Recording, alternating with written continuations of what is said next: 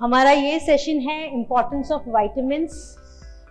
कितने टाइप के विटामिन्स होते हैं, सो बेसिकली विटामिन्स क्या होते हैं, कितने टाइप्स के होते हैं, क्यों ज़रूरी होते हैं और कौन से फूड सोर्स से हमें मिल सकते हैं। सो विटामिन्स बेसिकली वो न्यूट्रिएंट्स हैं जो हमारी बॉडी के नॉर्मल फंक्शनिंग को हेल्प करते हैं और ये बहुत ही थोड़े अमाउंट में चाहिए होते हैं। जैसे कि हम जब भी फूड खाते हैं तो हम लोग ज़्यादातर फोकस करते हैं कार्बोहाइड्रेट होना चाहिए या प्रोटीन होना चाहिए, इन चीज़ों पे ज़्यादा फोकस करते हैं, राइट। स्पेशली अगर आपको वेट मैनेज करना है या हेल्थ को इम्प्रूव करना है, सबसे ज़्यादा फोकस आ जाता है फैट कम करना है, कार्बोहाइड्रेट कम करना है और प्रोटीन बढ़ाना है, राइट। ज़्यादातर लोगों का यही अप्रोच होता है। बट जो विटामिन्स हैं हमारे, वो हमारे सेल्स को नॉर्मल फंक्शन करने में यानी कि हमारे मेटाबॉलिज्म में हेल्प करते हैं और इवेंचुअली हमारी ओवरऑल हेल्थ को बैलेंस रखने में इनका बहुत इंपॉर्टेंट रोल है। अगर विटामिन्स नहीं होंगे हमारे शरीर में या हम अपने फूड से प्रॉपर अमाउंट में नहीं ले पाएंगे तो बहुत सारे हेल्थ इश्यूज होने लगते हैं और इसीलिए बहुत ज़रूरी है। मोस्ट ऑफ द विटामिन्स जो होते हैं वो सिर्फ mg के अमाउंट में चाहिए होते हैं, उसी में कुछ विटामिन्स होते हैं जो उससे भी कम यानी कि माइक्रो से भी मिलीग्राम्स के बजाय माइक्रोग्राम्स में चाहिए होते हैं और ये बहुत ही कम अमाउंट में होते हैं और सभी ज़्यादातर ये आपके फ्रेश फ्रूट्स में आपको बहुत सारे जो माइक्रो अमाउंट्स में चाहिए फ्रेश फ्रूट्स एंड वेजिटेबल्स में मिलते हैं और जो मिली अमाउंट में यानी कि मिलीग्राम्स में चाहिए होते हैं वो आपके नॉर्मल फूड में, डेयरी में, नॉन वेजिटेरियन सोर्सेज में, इन सब में आपको इजीली अवेलेबल हो सकते हैं। और इसीलिए ये बहुत इंपॉर्टेंट है कि हम अपने फ्रेश वेजीज एंड फ्रूट्स को कंटिन्यू रखें अपने कुक्ड फूड के साथ भी, ताकि वो रॉ में आपको डायरेक्टली हो, क्योंकि कई सारे विटामिन्स जो होते हैं वो हमारे लाइट सेंसिटिव होते हैं, हीट सेंसिटिव होते हैं, कुकिंग में डिस्ट्रॉय हो जाते हैं। इसीलिए हमें नॉर्मली सैलेड एंड फ्रूट्स का पोर्शन हमारे डाइट में ज़्यादा रखना चाहिए। चलिए हम देखते हैं एक एक करके कि कौन कौन से हैं ये। सबसे पहले तो हम ये समझते हैं कि विटामिन्स दो टाइप के होते हैं, water soluble and fat soluble. Water soluble vitamins जो है आप कभी भी दिन में नॉर्मली भी लेंगे तो एब्जॉर्ब हो जाएंगे फूड में, जो भी फ्रेश आप लेते हैं फ्रूट्स एंड वेजिटेबल्स। बट जो फैट सॉल्युबल विटामिन्स होते हैं ये ज़रूरी है कि आपके कुक फूड के साथ जाएं तो ज़्यादा बेटर रहते हैं, बिकॉज इनको फैट ज़रूरी होता है बॉडी में एब्जॉर्ब होने के लिए। जब भी आप कोई भी फूड खाते हैं सबसे पहले आप माउथ में च्यू करते हैं, उसको डाइजेस्ट करते हैं, सबसे पहले आपके माउथ में कार्बोहाइड्रेट डाइजेस्ट होना चालू हो जाते हैं। ऐसा कहा जाता है जब भी खाना खाएं तो अच्छे से चबाएं। उसका रीज़न ही ये है कि ऐसे एंजाइम्स होते हैं हमारे मुंह में जो खाने में सबसे पहले हमारे कार्बोहाइड्रेट को डाइजेस्ट करते हैं और इसीलिए बहुत इंपॉर्टेंट पार्ट होता है। अगर हम सही से च्यू नहीं करते तो वो रॉ फॉर्म में जाता है और इंडाइजेशन जैसी प्रॉब्लम्स नॉर्मली होती हैं क्योंकि प्रॉपरली फूड च्यू नहीं है। वहीं पर अगर आप कोई भी जूसेस वगैरह लेते हैं, जूस क्या होता है आपके मुंह में ज़्यादा टिकता नहीं, एकदम से अंदर चला जाता है, तो वो भी डाइजेस्ट नहीं हो पाता है। नॉर्मली देखा जाए तो पूरा जूस है, इजीली है, बड़े बड़े टुकड़े नहीं है, वो जाना चाहिए डाइजेस्ट, बट नहीं हो पाता क्योंकि वो डायरेक्टली पेट में चला जाता है। उसको प्रॉपर टाइम ही नहीं मिलता कि उसके अंदर जो जूसेस में ज़्यादातर कार्बोहाइड्रेट्स होते हैं, राइट।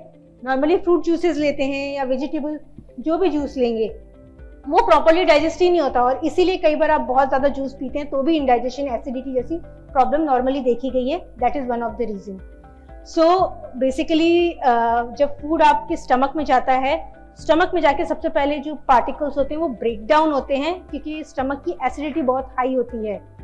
ये पॉइंट मैं इसलिए मेंशन कर रही हूँ क्योंकि ज़्यादातर लोग आप लोगों में से एंटी एसिड लेते होंगे मेडिसिन के साथ और सब चीज़ों के साथ, बिकॉज जिनको एसिडिटी ज़्यादा होती है वो भी एंटी एसिड लेते हैं, PPIs लेते हैं।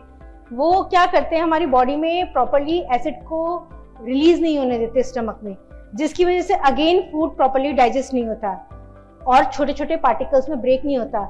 ये पॉइंट मैं इसलिए बोल रही हूँ क्योंकि जब आप फूड लेते हैं तो उसमें बहुत सारे केमिकल रिएक्शंस होते हैं पेट में और इस तरह की चीज़ें जो नॉर्मली ज़्यादातर लोग लेने लगते हैं, क्योंकि एंटी एसिड ऐसी चीज़ है जो नॉर्मली लोग ऐसे ही पॉपअप कर लेते हैं, राइट। चलो आज अच्छा नहीं लग रहा है, एसिडिटी गैस बन रही है, खा लेते हैं।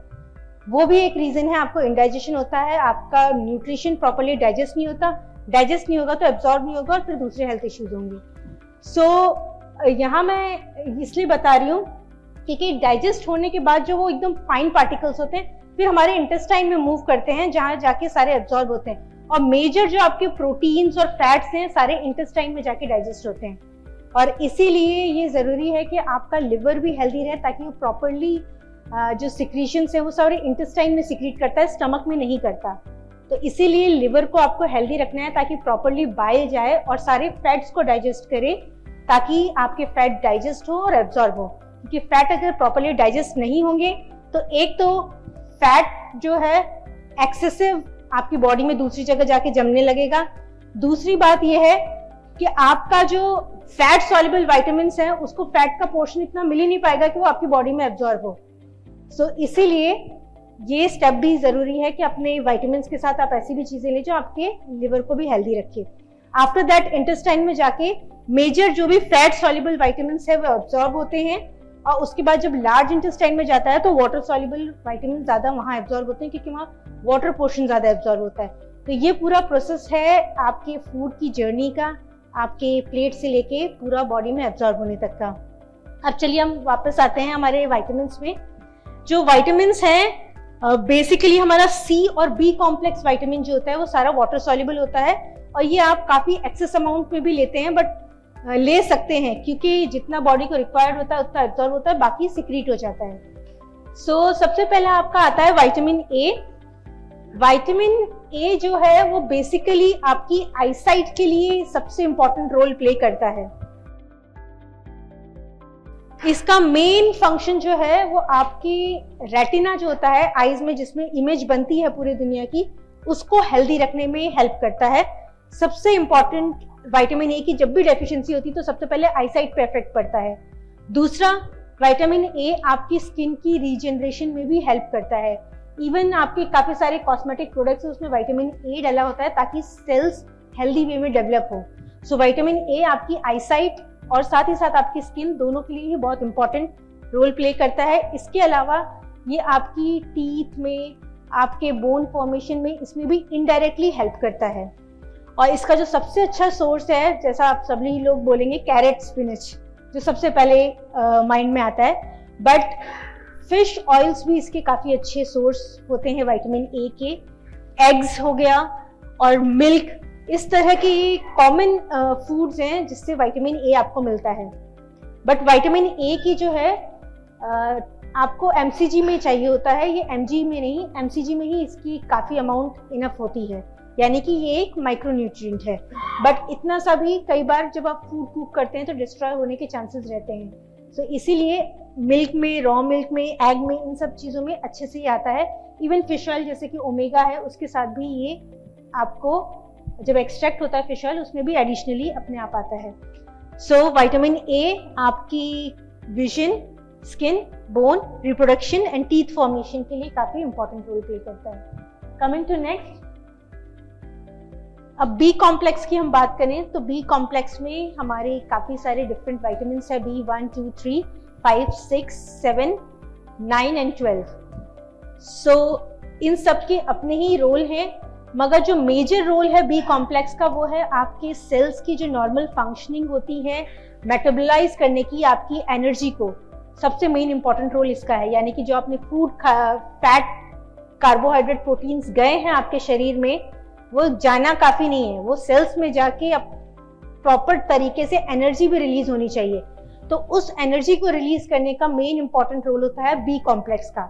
उसमें भी अलग अलग जो बी कॉम्प्लेक्स के पार्ट हैं डिफरेंट टाइप्स के, वो डिफरेंट जगह पे और डिफरेंट रोल प्ले करते हैं। जैसे कि हम B1 की बात करें तो B1 सबसे इम्पॉर्टेंटली आपके सारे सेल मेटाबॉलिज्म में काम आ रहा है, और स्पेशली जो नर्वस टिश्यूज हैं उसमें काफ़ी इंपॉर्टेंट रोल प्ले करता है।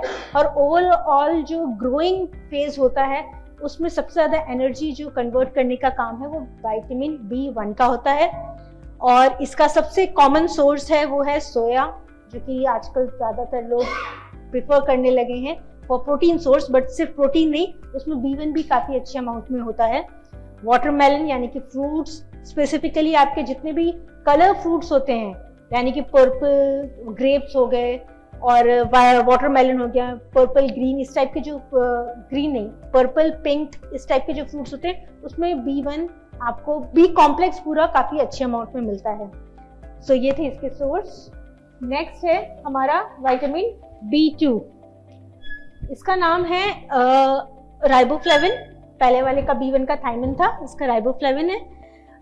इसका भी मेन रोल जैसे कि बी कॉम्प्लेक्स का है, फूड में से एनर्जी को कन्वर्ट करना, साथ ही साथ जो B2 है आपकी स्किन और हेयर्स के फॉर्मेशन में भी रोल प्ले करता है, और आपका जो ब्लड है, ब्लड के जो सेल्स हैं, स्पेसिफिकली जो वाइट ब्लड सेल्स हैं, उसको भी फॉर्मेशन में, उसमें भी रोल प्ले करता है आपका B12, और इसीलिए एक तरह से आपके हेल्दी ब्लड सेल्स डेवलपमेंट में भी काम आता है, और साथ ही साथ ब्रेन डेवलपमेंट में भी। और इसका सबसे सोर्स जो है फूड का, वो आपकी रोटियों में भी मिलता है काफ़ी अच्छे अमाउंट में। उसके अलावा जो सी फूड सोर्स है और ग्रीन लीफी वेजिटेबल्स हैं, उनमें सबसे ज़्यादा इसके अमाउंट में राइबोफ्लेविन मिलता है।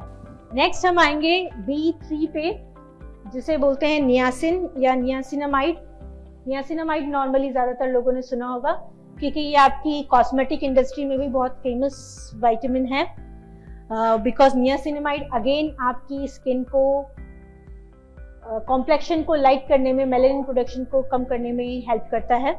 उसके अलावा B3 का जो हेल्थ वाइज रोल है, वो अगेन आपके एनर्जी को कन्वर्ट करना है और नर्वस टिश्यूज को हेल्दी बना के रखना है, और स्पेसिफिकली ग्रोथ में ये वाला भी B1 के साथ साथ ये भी काफ़ी इंपॉर्टेंट रोल प्ले करता है। इसका भी कॉमन सोर्स जो है आपके जो लेग्यूमिनस यानी कि जो नट्स वाले होते हैं, जैसे पीनट हुआ और ड्राई फ्रूट्स हुए, उसमें काफ़ी अच्छा इसका सोर्स है। Tomato, avocado and spinach just एक एग्जाम्पल है, बट ग्रीन लीफी वेजिटेबल्स में लेग्यूमिनस यानी कि जो नट्स वाले होते हैं उनमें, और जो सी फूड्स होते हैं, इनमें सबसे ज़्यादा इसका सोर्स होता है नियासिन का। Next coming to vitamin B5। Vitamin B5 भी एज अ बी कॉम्प्लेक्स आपके सेल मेटाबॉलिज्म में काम आता है, बट इसका एक एडिशनल रोल जो है स्पेसिफिकली B5 का, वो है आपके हॉर्मोन्स के फॉर्मेशन। आपके जो हॉर्मोन्स फॉर्म होते हैं उसमें B5 का भी बहुत इंपॉर्टेंट रोल है, और ये आपके हेल्दी हार्मोन फॉर्मेशन में हेल्प करता है। उसके साथ साथ आपके हीमोग्लोबिन को भी बनाने में, ये रेड ब्लड सेल्स को भी बनाने में थोड़ी हेल्प करता है, और स्पेसिफिकली जो आपका नर्वस टिश्यूज हैं, जो नर्व्स के बीच में जो मैसेज ट्रांसफर होता है, यानी कि आप हाथ मूव कर रहे हैं, आपका ब्रेन सिग्नल दे रहा है आपके हाथ को मूव करने के लिए, और वो नर्व्स के बीच की कम्युनिकेशन की वजह से होता है। तो वो जो कम्युनिकेशन होता है उसको न्यूरोट्रांसमीटर बोलते हैं। तो B5 है, वो न्यूरो ट्रांसमिशन में काफ़ी इंपॉर्टेंट